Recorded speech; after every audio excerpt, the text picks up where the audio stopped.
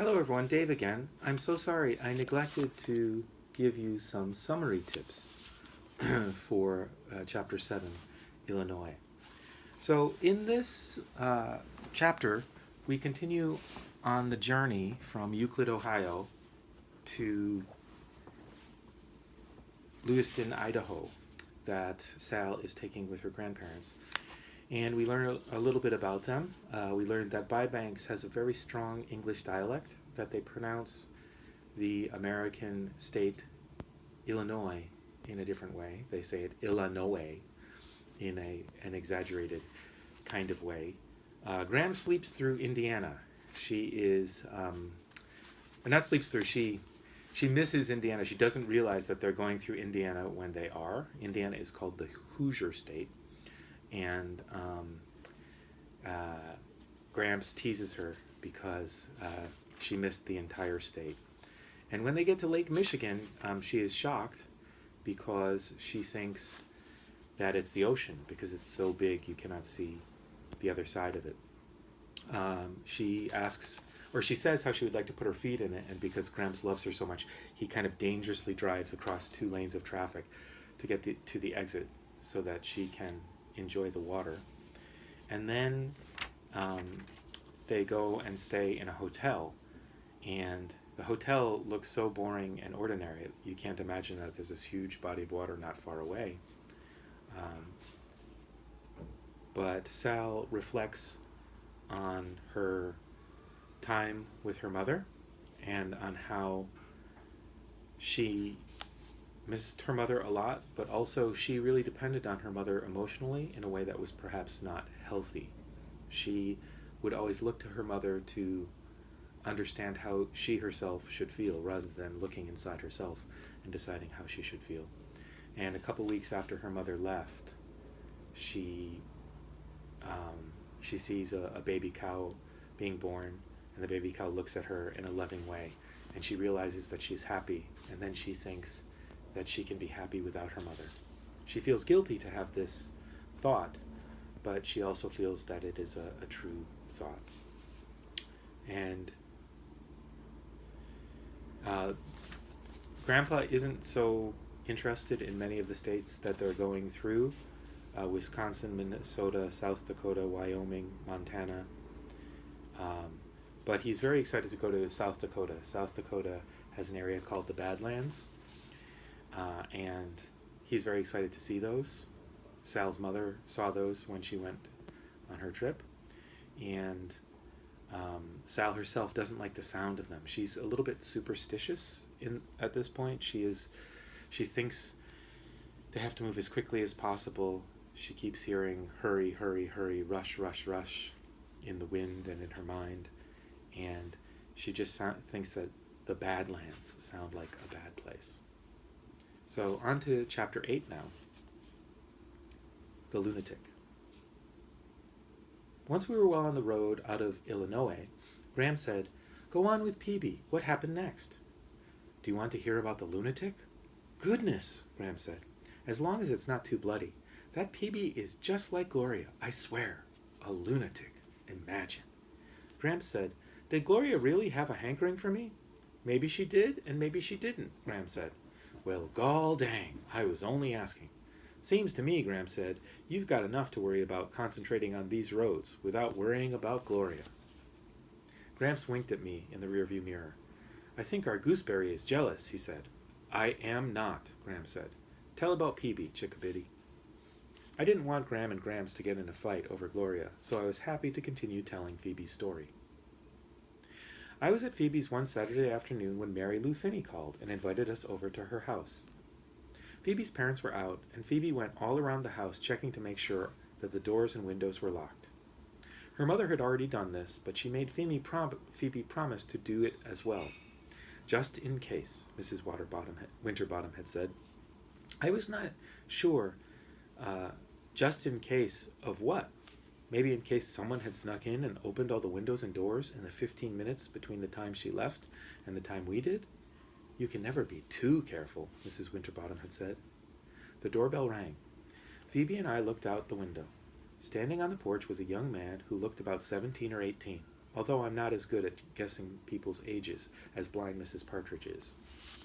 The young man was wearing a black t-shirt and blue jeans, and his hands were stuffed into his pockets. He seemed nervous. My mother hates it when strangers come to the door, Phoebe said. She's convinced that any day one of them will burst into the house with a gun and turn out to be an escaped lunatic. Oh, honestly, Phoebe, I said, do you want me to answer the door?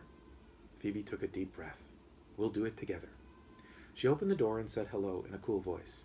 Is this 49 Gray Street? The young man said. Yes, Phoebe said. So the Winterbottoms live here.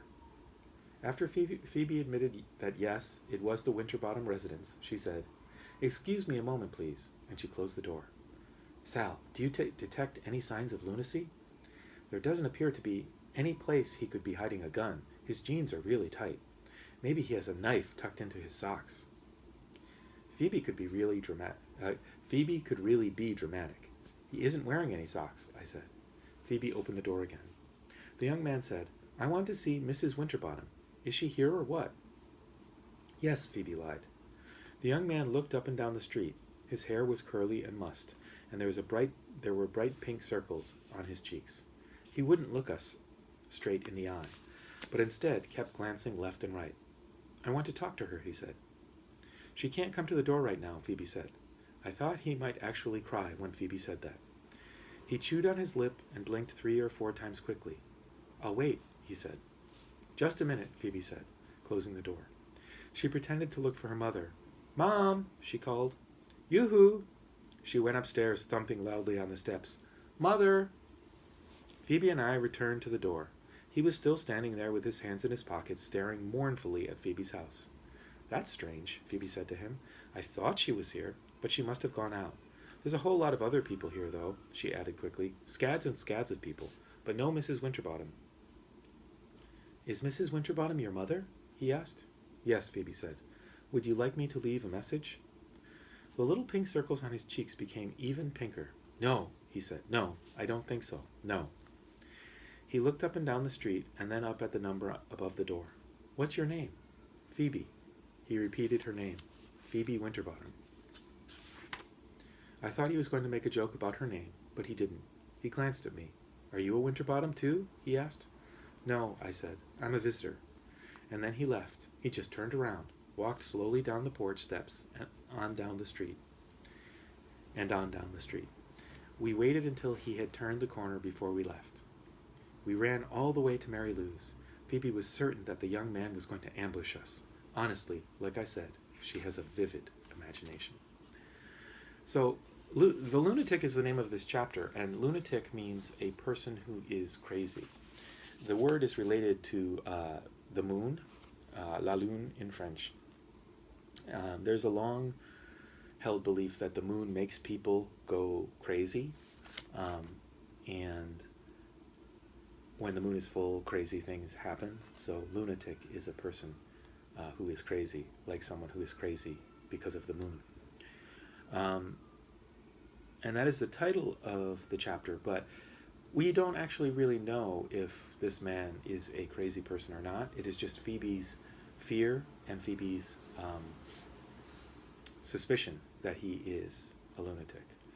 So the chapter starts out in the future when Sal and Graham and Gramps are riding in the car, and Graham asks her to continue the story. And Gramps is kind of talking about Gloria. Gloria was mentioned in an earlier chapter. That is a former friend who told Graham not to marry Gramps. And Graham had told him that Gloria actually had a hankering for him. That is an old-fashioned way of saying she liked him and maybe wanted to be his girlfriend or wife. And he's kind of mentioning that again, which is making Graham angry.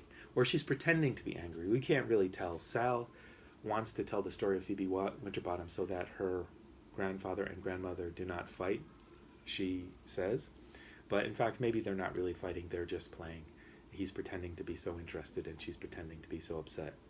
If it was a movie, we could tell perhaps what the intention was by the way they acted out the scene and how they said the words. But just written It could be that there's a little bit of tension between them, or it could just be playfulness. So she starts telling the story of Phoebe again, or Peebe, as Graham and Gramps say. And we learn a little bit more about Mrs. Winterbottom. She is really concerned with security. She checked all of the doors and windows to make sure that they were locked. And then she told Phoebe when she left she should check again, even though it was 15 minutes later. And Sal is surprised by this because Sal doesn't have this kind of feeling that, the world is so dangerous and it is full of crazy people. But Phoebe and her mother seem to be that kind of person. So they are going to go and visit their classmate Mary Lou, but before they can do so, a mysterious young man comes, and Phoebe immediately thinks he might be a lunatic. He asks if Phoebe's mother is there, and Phoebe lies and says yes, and then lies and then says that she's just gone out, and then lies again and says that there are lots of people here. This is all because she is afraid and thinks that he might be dangerous. So if mom is there but cannot come out, maybe it is safer for her.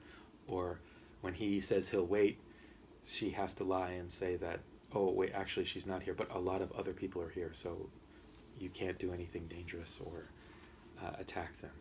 And then he finally leaves, and he seems very upset, and he really wants to make sure it's the right address, and that Mrs. Winterbottom lives there, and he wants to know who Phoebe is, and he wants to know if Sal is also a member of the family. So it's a very mysterious character, and we don't learn for a while, we don't learn here anyways, who exactly he is. But after this encounter, Phoebe and Sal run to Mary Lou's house because Phoebe is so afraid that he's going to jump out and ambush them to attack them from a secret hiding place.